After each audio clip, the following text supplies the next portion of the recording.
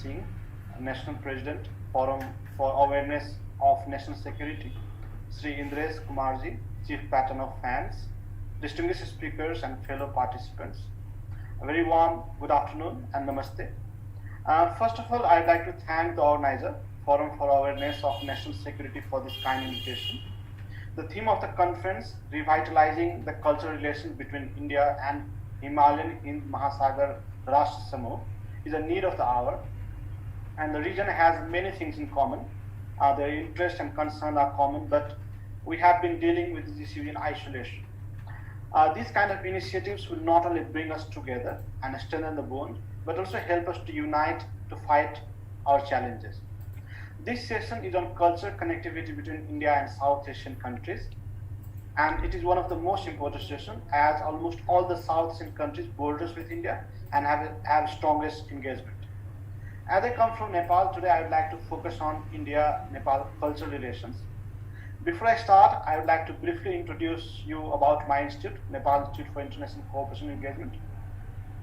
Nepal Institute for International Cooperation and Engagement is an independent, apolitical and non-partisan think tank which believes in freedom, democracy and world free from conflict.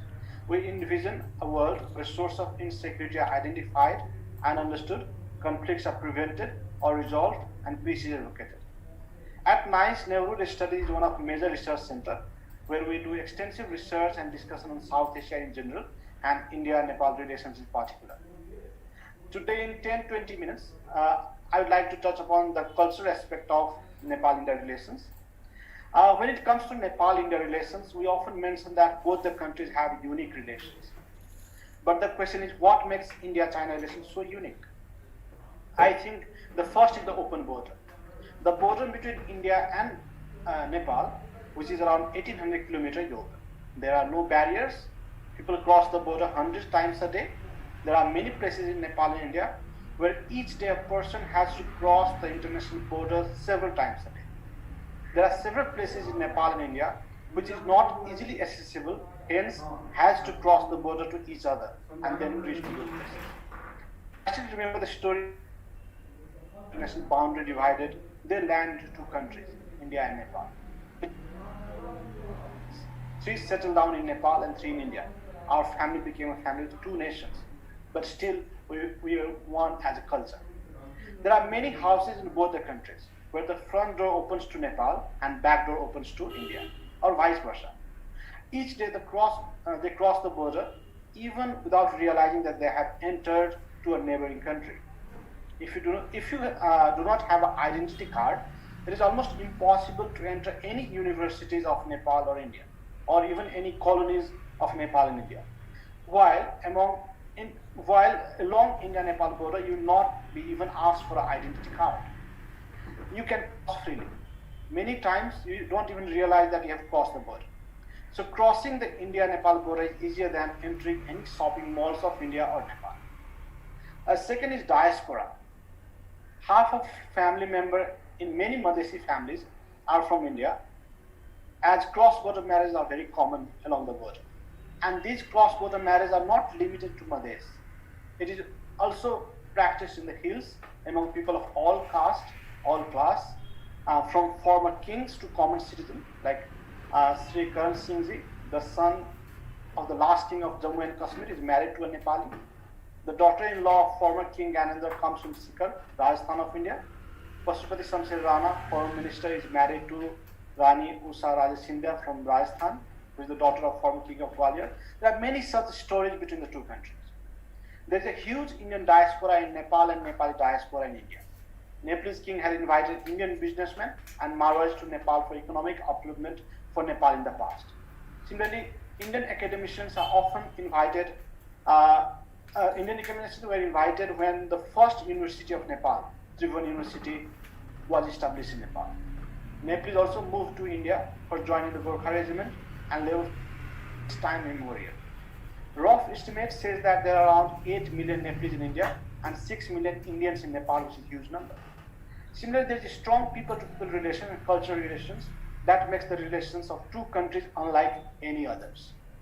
We have common songs, common language, literature, religion, folklore. Udit Narayan Jha and Manisha Koirala comes from Nepal, and they are highly popular in India. Danny Denjolpa, Amitabh Bachchan, Hrithik Roshan, Shah Rukh Khan are equally popular in Nepal. The people of two countries are bound by the gods and goddesses. Ram without Sita, Siddhartha Gautam without Budhutva are incomplete. The Char Dham of India, which includes Badrinath, Dwarka, Puri and Rameshwaram, and Pashupatinath, Muktinath and Janki Mandir of Nepal are of great importance to devotees of both the countries. Every year on Vivah Panchami, like the previous scholar was talking about, thousands of pilgrims comes from Ayodhya to Janakpur. At Jagannath Puri, only 3 people are allowed to perform rituals: Ganpati Maharaj, Shankaracharya Puri, and King of Nepal. Nepali king sends Kasturi to the temple in Puri. Similarly, the Bhatt of Pashupatinath is always from South India. Many temples of Banaras have the tradition of having Nepali priest. Nepali is spoken in several parts of Northeast India, while Hindi is the connecting language in Madhya. A recently former Indian ambassador to Nepal, Manjeet Singh Puri, authored an interesting book of Sikh heritage of Nepal, where he highlighted the great contribution of Sikh people in the transport sector of Nepal and Sikh heritage in Nepal. Nepal Rashtra Bank has issued silver coins of Nepalese rupees 2500, Nepalese rupees 1000, and Nepalese rupees 100 during 550th birth anniversary of Guru Nanak Dev Ji, and Nepal is one of the very few countries to issue legal tender with a Sikh connection. I think even India has not done that. Similarly, both the countries have special political relations. India has always played an important and decisive role in a major political transition of Nepal, be it overthrowing autocratic Rana regime, ending panchayat, abolishing monarchy, comprehensive peace accord, or any others. It has always supported the democratization of Nepal.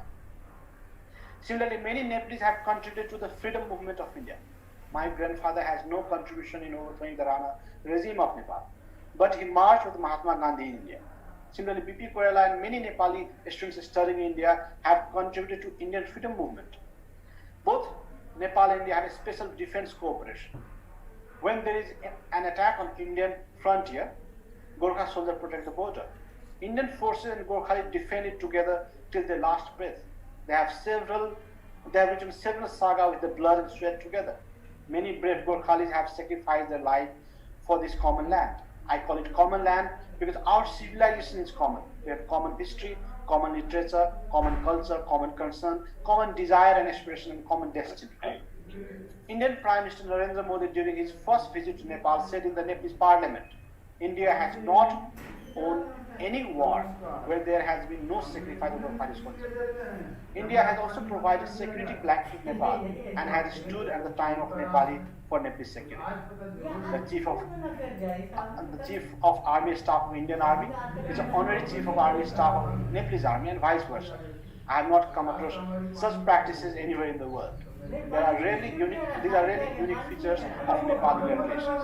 I would not like to talk much on the political and strategic relation today, as this session is focusing on our culture issues.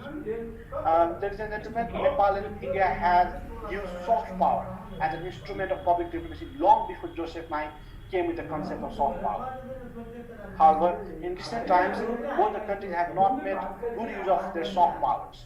Religious tourism, like the previous speaker was talking about, has been between the two countries even before the formation of modern states. Pilgrims between the two countries since ancient times.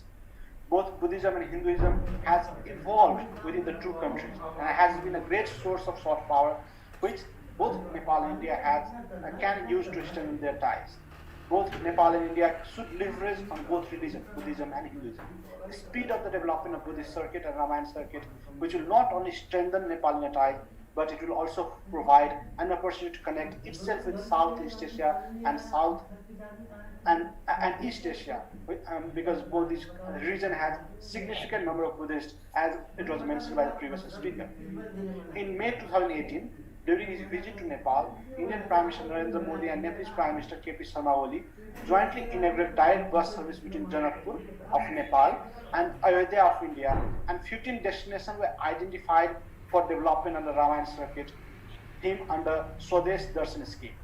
They are Ayodhya, Nandigram, Singhalpur and Chitrakoot in Uttar Pradesh, Sitamarhi, Buxar and Darbhanga in Bihar, Chitrakoot in Madhya Pradesh, Jagdalpur in Chhattisgarh, Mahendragiri in Odisha, Nasik and Nagpur in Maharashtra, Bhadrachalam in Telangana, Hampi in Karnataka, and Rameswaram in Tamil Nadu.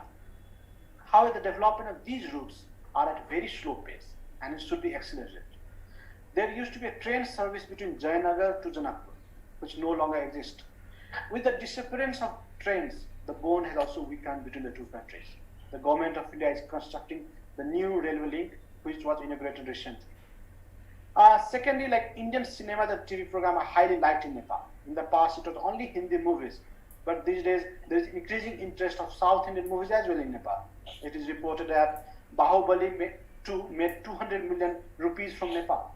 All the Indian Hindi films are screened in major cities of Nepal, and many also rely on online platforms like Netflix and Amazon these days.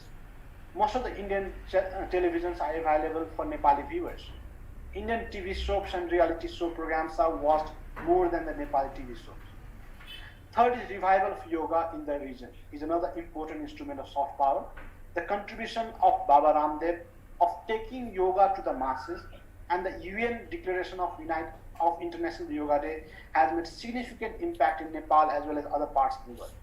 I think Gorkha soldier can also be seen as a strong soft power instrumental for Nepal and strengthening the relations. All of us present here are well aware of the contribution of Gorkhali soldiers for the security of India. As far as I remember, there are 39 battalions serving in 7 Gorkha Regiment of Indian Army. Gorkha soldiers and Nepali troops contribute to UN peacekeeping operations and can be an instrument for Nepal and India's soft power. It will have both regional and global impact. Huge number of Nepalis study in Indian universities and colleges. The quality education of India is also effective soft Nepal. I'm one of them. I spent 8 years in India studying at Jawaharlal Nehru University. 3 of my sisters studying medicine in Calcutta. Some of former Prime Minister, diplomats, senior officials have studied in India. Similarly, the story of several households of Nepal. In fact, there is an increasing number of students from other neighboring countries as well, like Afghanistan and others in India. Nepal and India have similar political values and system. Both are democratic countries which abide faith in the Charter of United Nations and foreign policy based on Panchsheel. Both have stood together on non-alignment and have been founding member of SAARC. The world is suffering from COVID-19 at the moment. There are a huge number of cases even in India. In spite of that, India provided medical support to several countries of the world, including Nepal. Hence, paramedical diplomacy is another important field which India can spread its soft power. India recently provided COVID-19 vaccines to Nepal and other South Asian countries. They're really commendable. There is increasing interest about cricket in Nepal. Nepalese admire Indian cricket players. When Sandeep Lamichhane of Nepal got selected in IPL, he made headlines in both the countries. While Prashant Tamang of India contested at Indian Idol, people in Nepal were crossing the border, buying SIM card, and voting for him to win the contest. There are voting camps organized along India-Nepal border to request people to vote for him. That is the bond that people of both the countries enjoy, and that's the advantage of cultural relations. The bond between Nepal and India is deep, and the soft power plays a great role in strengthening them. Most of the time, Nepal-India relations is seen from political prism, undermining the cultural aspect, which is very rich. The political and security matters have always overshadowed the rich and deep cultural aspects. Nepal and India share their bread, priest, monarch, army, family members between the two countries. Nepal-India relation is often said as a roti, beti, sambal.